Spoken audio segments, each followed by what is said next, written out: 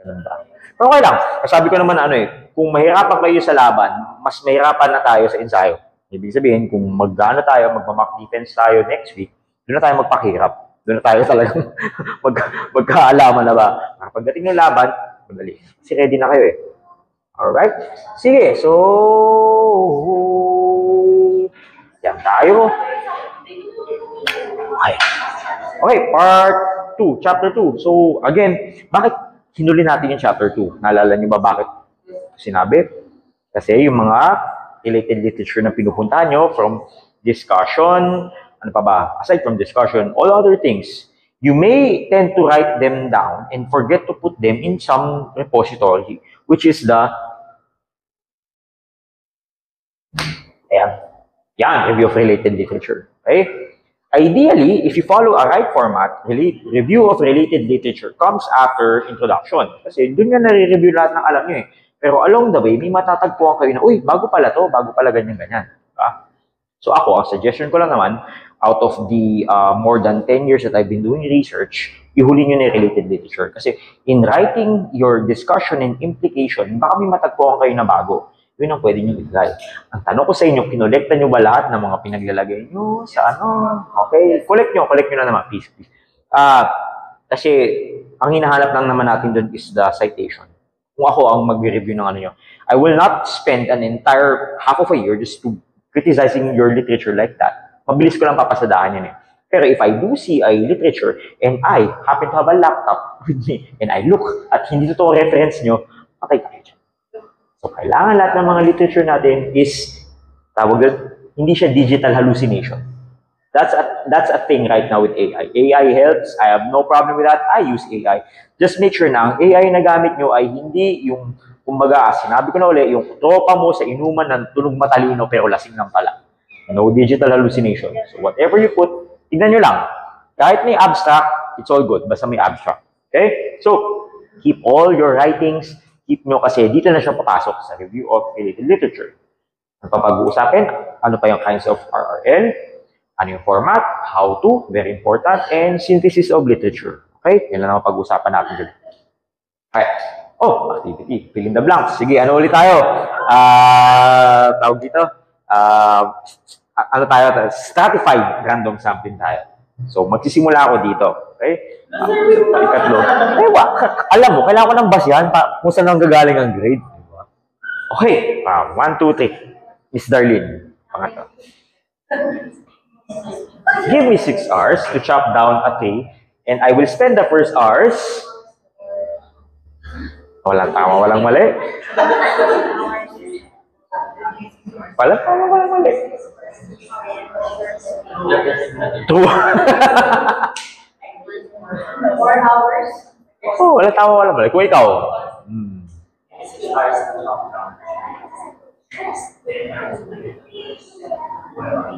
Di pa kasi kayo naka-experience mag-chop ng puno 1, 2, 3. Ikaw. Walang tama, walang mali. Anong gagawin mo?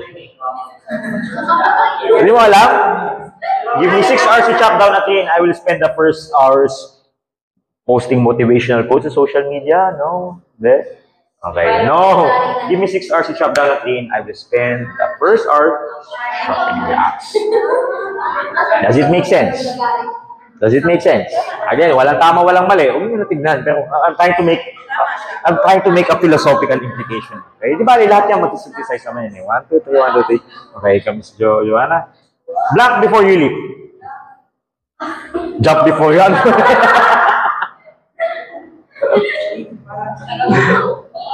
Walang tama. Tapo ko lang ng sagot. Walang tama, walang mali. Kailangan ko lang ng dahilan para bigyan kayo ng recitation grade. As a rubric niya kailangan may recitation grade 5, 4, 3, 2. Ha? It's also good. Look before you leap. Again, walang tama, walang mali. But nonetheless, look before you leap. Very good. Pwede ka na, right before you leap. Look lang.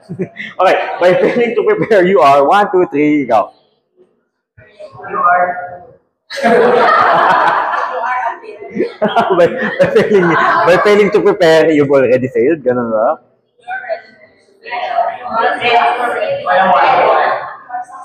Grabe, philosophy class pala to. Grabe.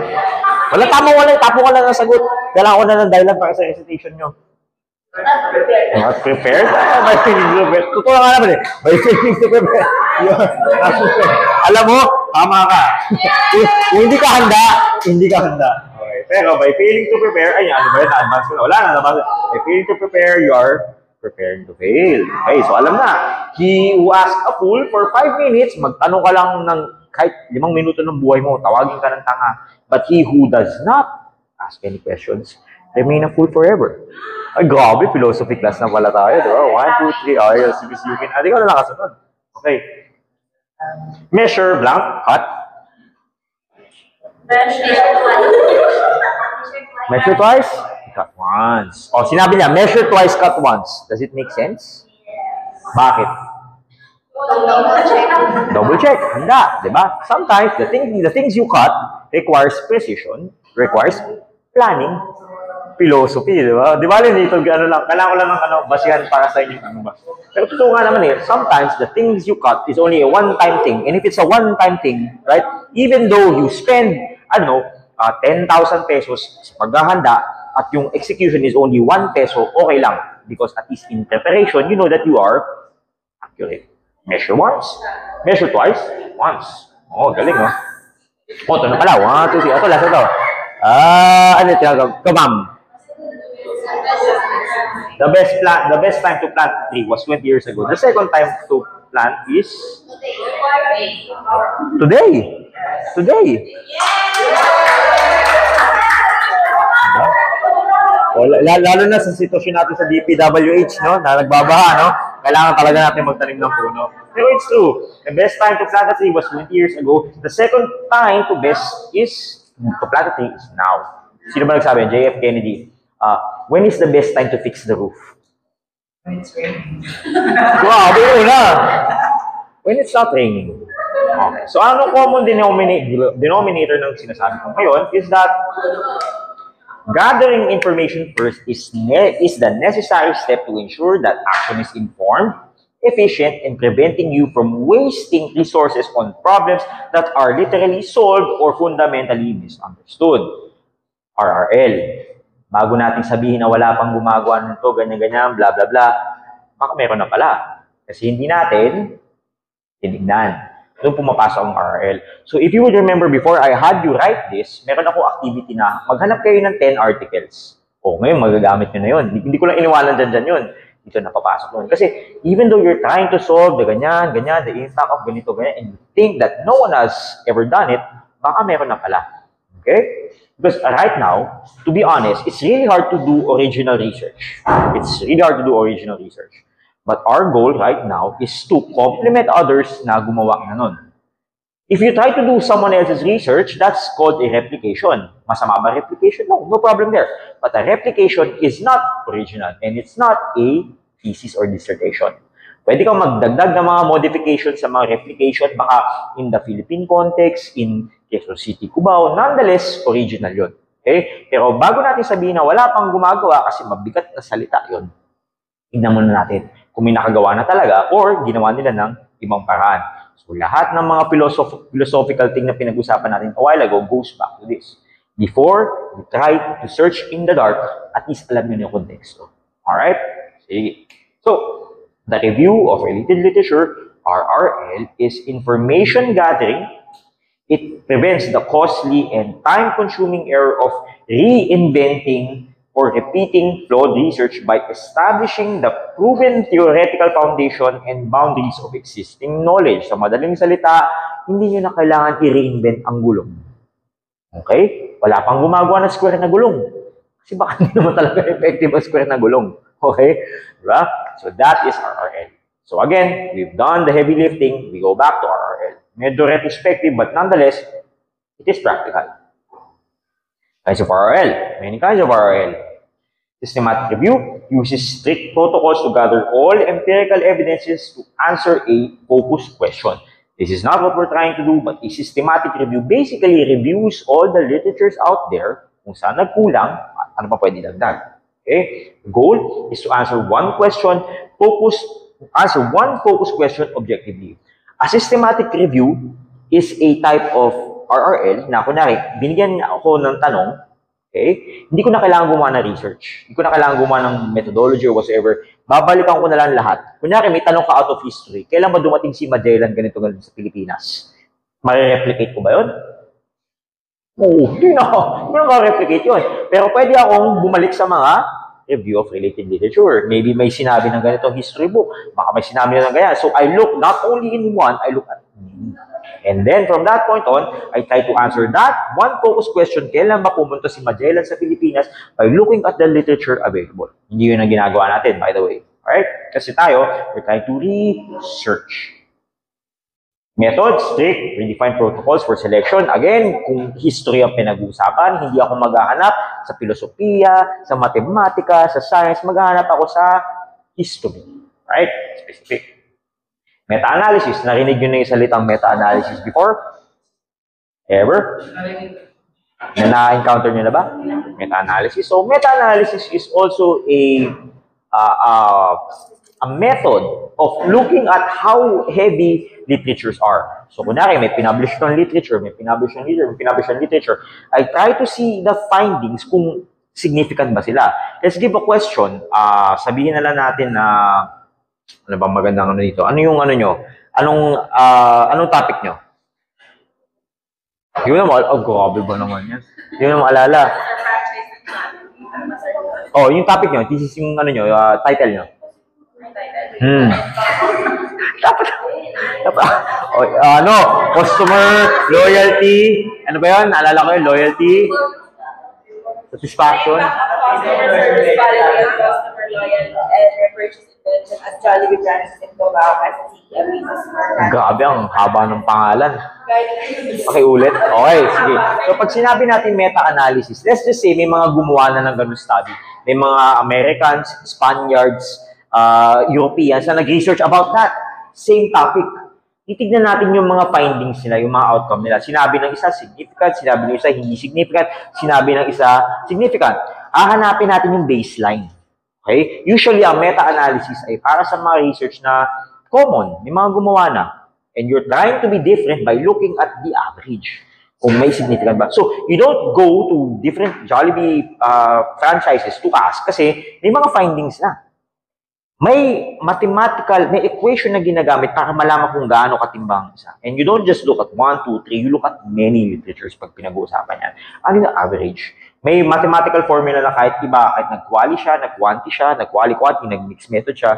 According to this, there is a method to find the averages. It's very hard. Buti na lang hindi yun ang ginagawa natin. But that's what meta-analysis do. Looks at almost more than 10,000 respondents, more than 1,000 studies, and they try to find the average to answer a question. The impact of Jollibee, ano ulit? O basta yun? Pero hindi natin gagawin. Ang gagawin natin ay, yan pala, yung exercise quantifiable. Combine all numerical data. So tayo, traditional review. Traditional review builds a theoretical argument, your framework, diba? And finds the knowledge gap using subjectively selected literature. There will always be a knowledge gap. The knowledge gap is the reason bakit natin ginagawa. Kasi wala pang gumagawa, baka may gumawa, pero hindi ginamit yung ganitong method, baka may butas, paano natin tatapalan. Okay? So we use a traditional review, basahin lang, traditionally, saktong paraan lang pagsusulat, yun ang gagawin natin. Okay? Goal, identify a knowledge gap. Again, remember, this is already chapter 2. Although we're doing retrospectively, panghuli na. Okay? So, within chapter 2, you've already identified anong mga knowledge gap. Okay? You identify a knowledge gap for a thesis argument. Ito, subjective selection, meaning hindi lahat ng top tungkol sa ano nyo, pipiliin nyo. Mamimili kayo, depende sa inyong title. Okay?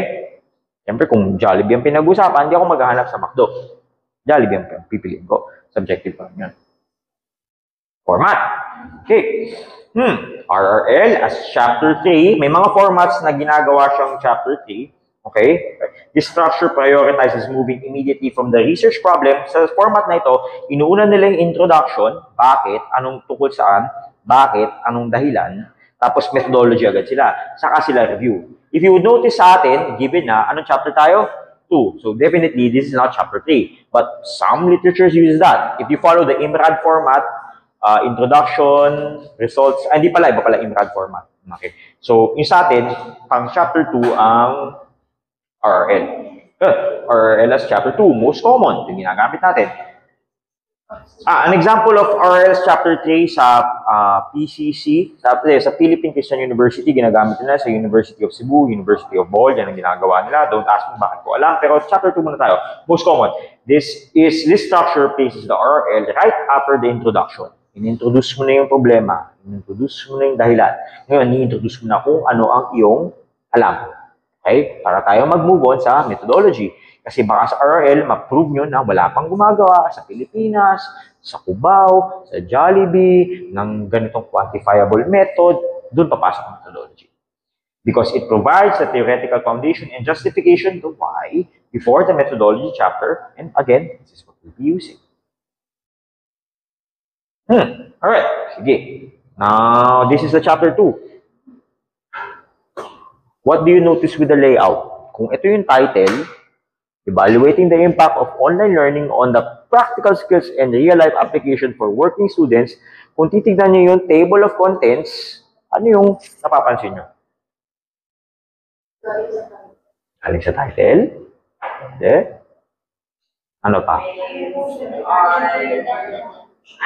IV, DV, variables. Galing sa title, nandun yung variables. Ano pa? Huwag na lang pansinin pa. Pero, well, basically, yes, pwede yun. Kasi pag magsulat ako ng mahabang talang nobela, talang buhay na wala namang direksyon ng pupuntahan, kahit yung nagbabasa, sana basahin talaga nila, mawawala sila. You want to guide your audience with regard sa title nyo. So you don't just put any information just to sound smart, para lang kumapal yung thesis nyo na magiging magastos sa pagpiprint. Kailangan ng RRL related pa rin sa title. So tama, according to the title, according to the variable. Ano pa ba according to the title and according to the variable? Chapter 4. Results. Pero according to the SOP. So lahat ng mga binabato natin, mga kasunod na chapters, meron pala silang pundasyon. We don't just throw anything to sound smart, to look smart, to feel smart. May dahilan. Okay? Kung ang results natin based on the SOP are RRL, which is chapter 2, ayon sa ating title. So tama. Look.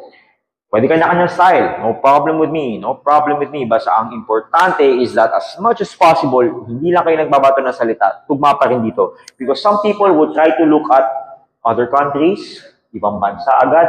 They don't try to look at local, para lang kumapal. Kasi sabi nga nila kung mas makapal, parang mas marami kang pinutok na bala. At definitely, if you try to fire 100 times, isa doon tatama. Bahala na kayo kung gusto nyo ganun yung approach. But you could be specific. You could be, I don't know, 2 shots, 1 hit. Ganun ang style natin. So how do we do that? We have a reference point. This is the scope and the limitation of what our review of literature is doing. Alright, I don't want to be ahead of myself. Tama, structured by variable, IV, and the DV. Nandyan. 4 types of online learning in my case. Nabi-visualize yun sa inyo. Kada variable na ibato nyo, at least meron kayong related literature na isa. Or dalawa, local to global. It's up to you. Now, from their thesis title, tama. Yun pa, broad to specific flow. Arrange the headings from general concepts to specific context in the Philippines. So, may reference tayo. Pangkabong, universe ba? Ano lang, buong mundo ba? Global ba? Global. So, kung ganun ang approach natin, we're gonna look at evaluating the impact of online learning globally. And in the discussion, magnanarrow down tayo in the Philippines. Paano kung wala akong mahanap na article? O di may gap. Yun yung point. Kung wala akong mahanap, o di may gap, saan ka papasok ng research ko? Kung meron, okay lang naman. Okay? Now, it's up to you. Kung semi-related ba sa field nyo, kung tungkol sa, tayo, nasa business tayo, kung pinag-uusapan, tungkol sa healthcare ba, tungkol ba sa engineering or whatsoever. Nonetheless, kahit same but different, pero nandun pa rin sa tangent of ito, sa title natin, dagdag nyo. Pero kung wala kayong mahanap na specific, lalo na sa title nyo, di ba? O di okay, mas okay, para yung ginagawa nyo, may dahilan. Right? You're not replicating kasi, again, replication is simply doing something na nagawa na before and walang value ng replication. I have nothing against replication. But replication in the process of you trying to learn something new, right, doesn't have that much value. Okay? You already know that ganito ang gravity, 9.8 meters per second squared. You don't try to redefine it. Alam nyo na nandun na. So we're not trying to replicate anything because this is not your science class, this is thesis. We're trying to find out something new. At kung wala pang gumagawa, good yun. Good yun para sa atin. Okay? Synthesis is the climax to integrate all the themes and lead to the knowledge gap or research goal. So synthesis, ang huli na yun. Doon yun na doon nyo nabubuin yung kailangan nyo sabihin na may ganito, may kulang, may gumawa man, may ibang approach. Kami, itong pinopropose namin. So, doon papasok ang synthesis. Format. Okay. Grabe. Hindi ko alam paano explain to O, basta. Dapat pala nilagyan ko ng guide Parang kausap ko sarili ko dito. Okay. Sige.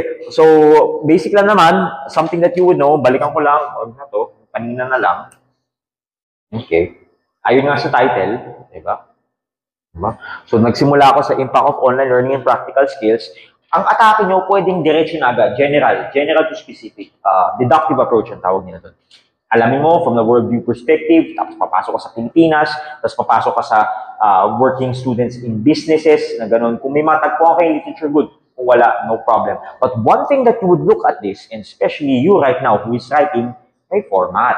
Hindi ka lang basta-basta magtatapon ng mga literature. Okay? May format. Ano ba ang klase ng format? Kumbaga, para ka nagsusulat ng nobela. Diba? May logical flow. Right? Hindi ka lang magtatapon ng information. Parang may mga continuity, tawag doon. Example, okay, pinag-usapan, in the past few years, blah, blah, blah, ganyan. Nung natapos na yan, nagpasok ng Noel et al. Reviews to aims to give a full picture. Related pa rin siya doon sa unang paragraph. May transition tayong ginagawa. Okay? It's up to you. Kung gusto nyo magsabi na, study found this, research found this, or bigyan nyo yung pangalan ng author, no problem there. Basta importante, may flow. May flow tayong ginagawa. Hindi lang kayo naglalagay-lagay ng kung ano ba. May flow. Do you have to rewrite? Please, kung kaya, paraphrase, no problem with me. For the record, kung gagamit man kayo ng AI, again, I have no problem with AI. Basta siguraduhin nyo na kaya nyo hanapin yung references at trace back nyo sa yung abstract. I have no problem with AI because me personally, I use AI. Huwag lang sobrang halata na AI. Okay? So, yun. An example lang naman yan. Okay? Chapter headings. Every chapter na pinagsisimulan natin, may headings. Explain how you provide the related literature. From general to global studies. Have an opening sentences that there will be a flow to your writing. In paraphrasing your studies, write one sentence kung para saan yung study, kung saan siya related. Kayo na magsulat nun. Integrate nyo lang yun. Para paano nyo ma-relate siya sa variables. Alright? Okay. So, kung ang magiging diskarte natin is based on the variables, notice na ilang ba variables meron na study natin? Yung method na ginawa natin, yung IV, yung DV, yung respondents. Ilan yun? 4. Diba? So, sabihin natin sa kada 4, bigyan natin ng 5 na related literature. Hindi yun na problema. Dali na kung maghanap na related literature. So, ilan yun? 4 times 5. 20. Okay. Anong atake? So, kada variable, dahil may 5, let's just say, 2 doon global, 3 doon local. Alright? So, may pattern. Diba? Ito yun. Nagsulat na kayo ng di ba? Ng results niyo, di ba? May hinahanap na kayo, di ba? Oh, edi, pasok niyo na lang yun. Napag-usapan niyo na yung mean, median mode, yung averages ng IB niyo and DB niyo, and you found out that according to ganito, ganyan-ganyan, blah, blah, blah, na ito yun. Hey, di ba pinakolekta ko sa inyo? Pasok niyo ulit. It saves you the time in writing. Right? So yun, madali na rin yun. So at least maka-20 tayo, and that's good. And you know what? I don't want a very, very thick review of related literature kung wala namang impact, kung hindi rin naman babasahin ng author, just my slice of pie. Gusto ko na talaga, everything that you try to look for is relevant and related sa inyong pinag-aaralan. Wala akong pake kahit makapalang RL nyo kasi to be honest, sa tingin nyo babasahin ba ng panel yan? No. Yun lang, hanapin lang, hahanapin lang yung mali sa format. So, kung may kailangan kayong itama, yung formatting pala. True. Kasi, ito, 2 cent lang, Every ending, hahanapan nila yan. Nilagyan nyo ba ng citation? Kunin nyo na to, yung informasyon na to. Pag magsulat kayo ng RL, siguraduhin nyo, kung sabihin nyo man yung pangalan ni Lisa, di ba? Lagyan nyo rin yung pangalan niya sa dulo. Ano yun? Balik nyo. Okay, okay lang na ano, kasi ano naman eh, dito, in-introduce siya by the paragraph itself. The study by Lisa. Sinabi natin na si Lisa, okay? Now, tapos sinabi natin, kung ano sinabi niya, cite nyo na lang. So, kung may titignan naman sila, na talagang easy skim lang nila yung format. Please, take note. Oh. Ha? Paalam ka na. Maaga pa. Oh, sige. Go to your birthday. Sige. Okay. So far, so good. Yun ang format niya. Alright. Nasa how-to na tayo. Google Scholars. Sana may gumagamit sa inyo ng Google Scholars kasi again, wala tayong access sa library. Google Scholars na gagamitin natin. So kung ako man is the impact of online learning on the practical skills, so that's what I'll type first. Kasi tandaan yung title ko, yung naunang lumabas eh. Ano lumabas? Semi-semi, medyo hindi related on ganito, ganyan. Communication skills of pharmacy students. Nonetheless, it's still there. Lagay nyo yung findings. From a global view, we're gonna go narrow. And, huwag nyo kalimutan ang APA citation. Please, i-pulit nyo, no? Sino ba yung grupo na hindi naglalagay?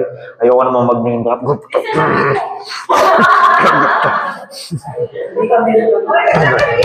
Inubo ako. Lagay nyo, please. Kasi babalikan natin yung ano yun. Ha?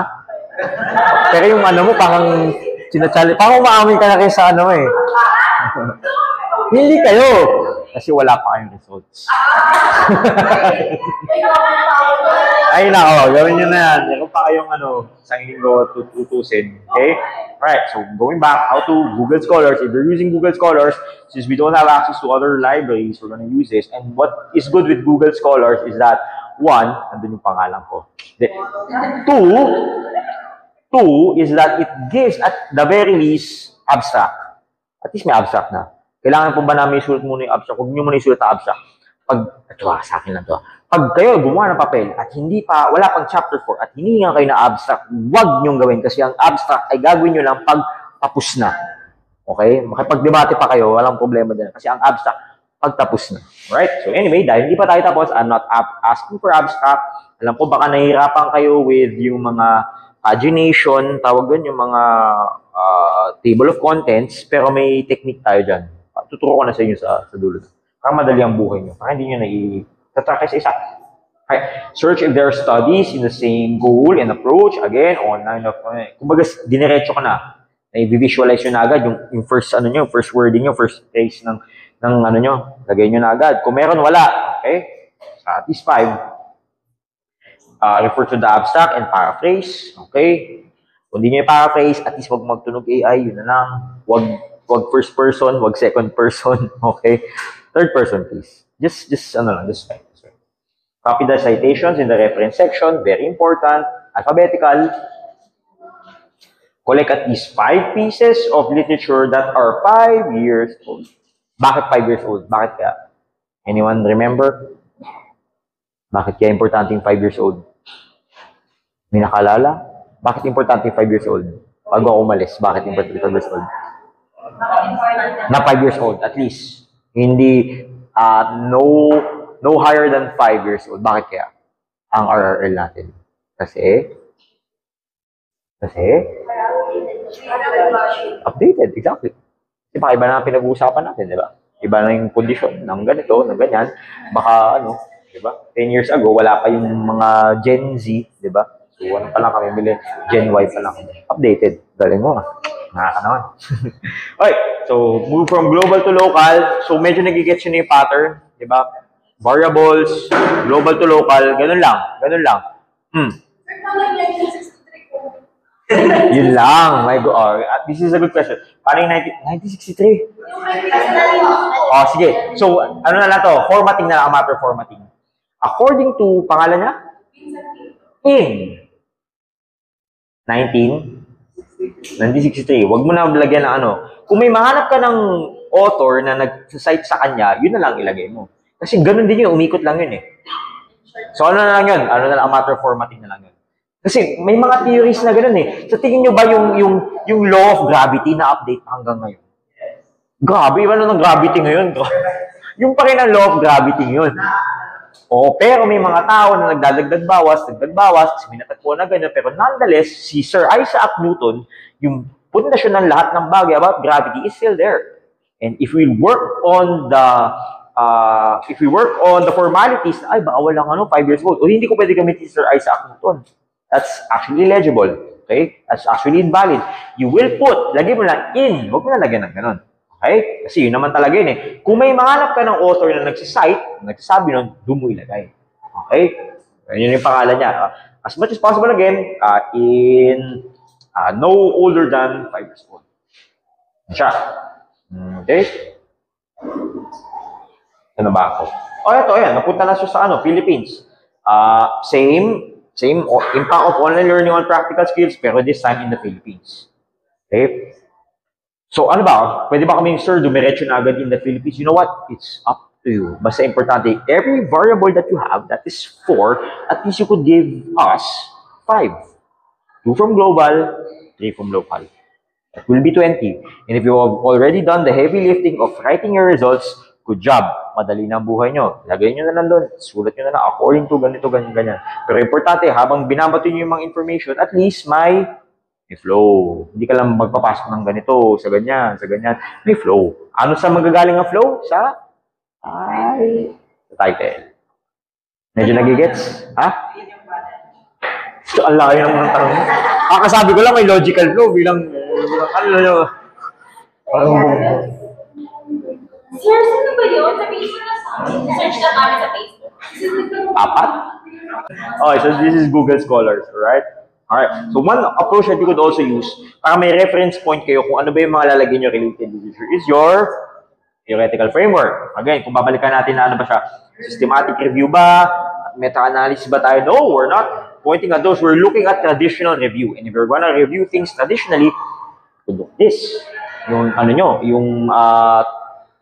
theoretical framework nyo, conceptual map nyo, which includes the IB, the DB, and your respondents. So, ito na magiging guide nyo. Just follow the pattern, global to local, 5 articles, not older than 5 years old. So, for example, I'm gonna talk about online learning. Right? Pwede ko isa-isahin yan. Or maybe I could talk about online learning in general. Basta importante, I could produce 5. It's up to you. Local, global to local. It's up to you. It's up to you how does your theoretical framework, your conceptual map, sounds with logical flow. Right? O yan pala, nilagay ko na pala dyan. So far, medyo nagigets nyo? At the very least, 15 pages lang. Double space naman yan. Okay? Kaya naman, di ba? Yung mga na kayo 15, kaya nyo na Ito na lang yung pampakapal. Actually, yung pampakapal. Ito yung pampakapal. Yung table, inisa-isa nyo talaga. Grabe. Hindi nyo na binuo. Inisa-isa nyo kada demographic. Okay na, nagawa nyo na Pwede naman na, kasi yun din naman ang format niya Tapos, ang gagawin nyo na lang, iisa-isa nyo lang. Kasi, going back din naman, kung inisa-isa nyo yung results ng, for example, ng lalo na sa demographic questions, di ba redundant yung iba? Parang redundant. Parang inuulit mo. This table is ganyan. Yun ang ko dun. Pero, tama rin yung ginawa nyo kasi just for formality's sake, especially if you're gonna take your masters, sa masters, ganun ang hinihingi nila. Kakapalan ng papel. At dahil dyan, break time muna tayo. Diyan yung pagkain nyo. Basta yung synthesis nyo, 1 paragraph. Kasi walang punto kung ang synthesis nyo mahaba, hindi na synthesis yun. Okay? Synthesis talagang maikli. Kailangan marami mag-cite sa synthesis? No. Kasi kayo na idea nyo na yun In the synthesis, dinidiscuss nyo yung mga natagpuan nyo, ano yung mga research gaps na pwedeng gawin, and you know what? Kung kailangan nyo talaga pa-generate na lang, no problem with me. Kasi importante, yung synthesis, number 1, hindi siya naka-first person nor second person, naka-third person siya. Okay? At the very least, yung synthesis nyo, related siya dun sa rational nyo. Now, if you're keeping tabs, sa ginagamit yung AI, at the very least, isang tab lang siya, para at least kuha niyo yung flow, yung mga tinatanong. Okay, we're back. And we're back. Sige. Okay, we're establishing the necessity for your study. Imagine as if you're trying to sell your study. From the rational pa lang, binibenta nyo sa reader na kailangan to, importante to, ganyan. And the way you mastercraft on selling depends on the right words you choose. If you say a lot, minsan mawawala na yung kapit. May sinusubukan kang ibenta, pag marami ka na sinabi, baka nawala na yan. And if you say little, hindi naman siya makaka-relate. It's a matter of word craft. In word crafting, it's up to you. Just like the synthesis is not dependent upon what the other people said, it is up to you. Paano nyo ibibenta? Paano nyo sabihin na ang study na to ay mahalaga dahil ganyan, ganyan, ganyan. Okay? You could go back to the significance of the study because may underserved population, may research gap, or you know what? Kung mahalaga para sa inyo at sa mga grupo nyo, no problem there. Basta kaya nyong ibenta sa nagbabasa na importante. I-inject nyo yun, 2, 3 sentences sa synthesis of your study. 1 paragraph lang, hindi kailangan mahaba. Kasi pag mahaba, kasi kung ang summary mahaba, hindi summary yun. Diba? So, ano yun, litanya yun, litanya. Oy, tapos na pala ako. Okay! Woohoo! Sino huli kong tinawag? Sino ba? Si Joyce. Miss Joyce. Pabalik ako sa tatlo. Tinawag natin. Yan. Nag-ano ako loop. Okay. A journey of 1,000 miles begins with... Alam mo na yun, alam mo. Ha? With a journey of 1,000 miles begins with the start. Really, totoo yun eh. Totoo naman eh. Bago ka lumakbay, kailangan mo lang sisimulan. Pero a journey of 1,000 miles begins with a single step. 1, 2, 3, 4. Ikaw, Miss Joanna. Tinawag na ba kita, Miss Joanna? Okay. Ikaw na lang, Miss. The map is not the. It's not the Waze. Ano? The Google Maps. A journey of 1,000 miles begins with Waze. The map is not the. Joke lang. The map is not the. Kahit ano lang. Sagot lang. The map is not the. No. 1, 2, 3. Okay, ikaw na lang. Medyo. Pinasas sa'yo, no?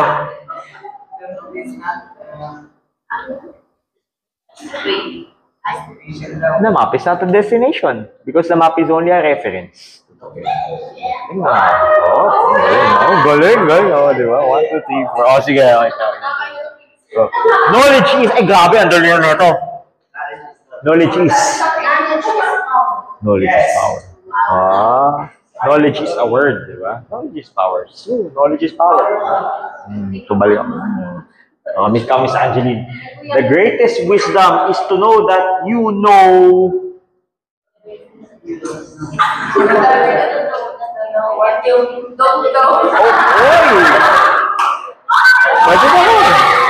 The greatest wisdom is that you know that you know. Oh, grabe.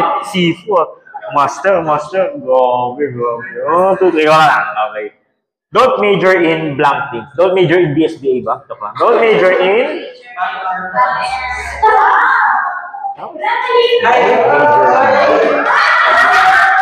Grabe. Alright, tapos na pala ako.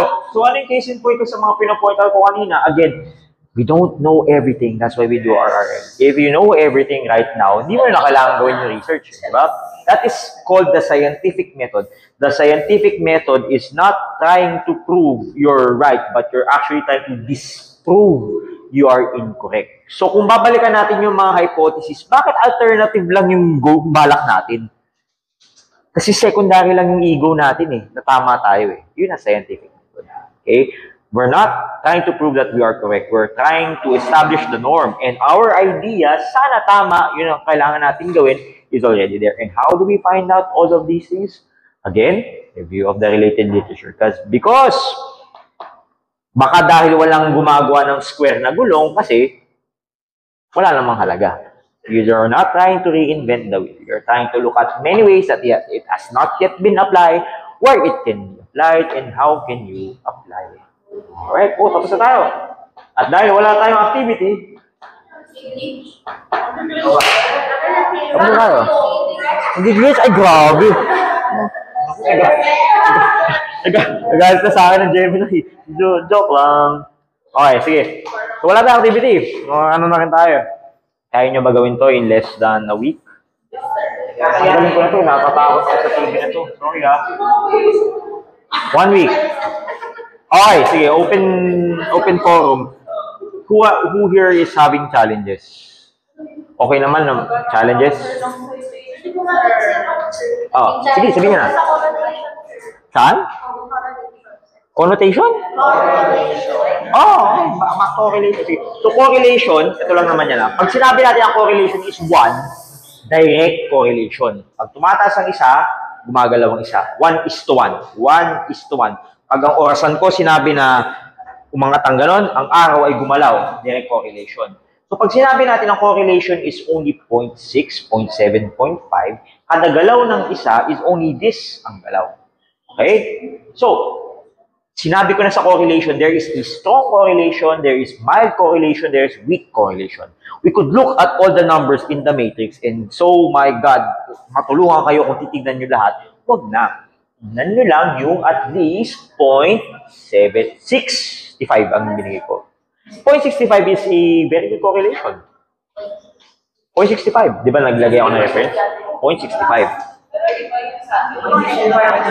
Positive or negative? Okay lang, basta 0.65. So, alam mo yung ibig sabihin ng negative correlation? Pag ito umandar ng isa, ito umandar ng pababa. Pero yung relationship ng 0.65, ito 1:1. At least mga ganito, ganyan. Pero basta alam mo, pag gumalaw ito. Papunta dyan, papunta dyan. Negative. Kung positive, ganun. Right? 1:1 is like this. Okay? So, ang study nyo kung natagpuan na at least 0.80, 0.70, strong correlation yan. Alright? What's a good example of strong correlation? Bakit dumadami ang kumakain ng ice cream tuwing summer? Mainit. Yan. Yung mediating variable. Pero alam nyo na may direct correlation yun.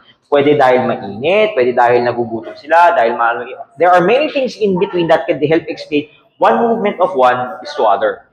Correlation does not say causation. Ang causation is predictable. Predictable.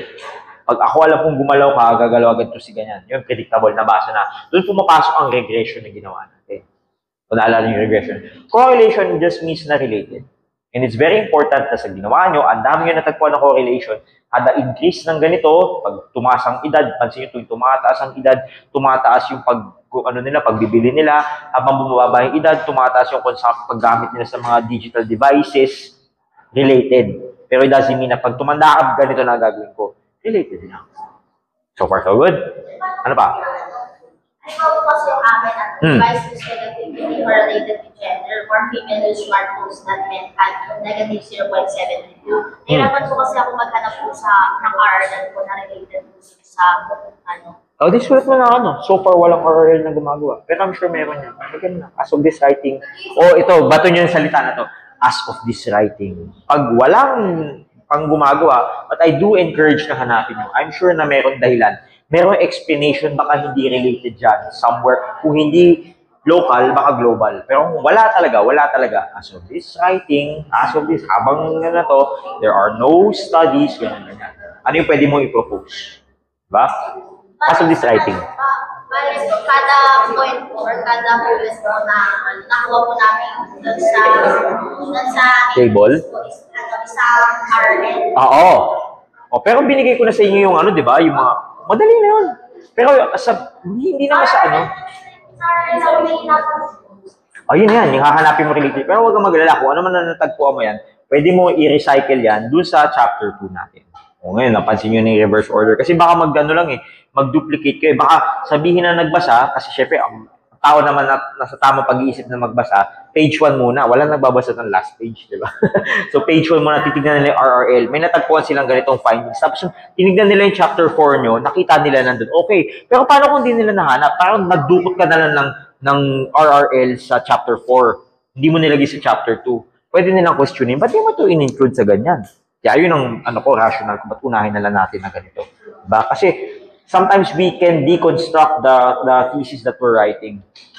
Depende sa magiging natin. Kunyari na lang, nilagay mo sa methodology, you try to look for, sino yung 400 na respondents? May nagsabi 400?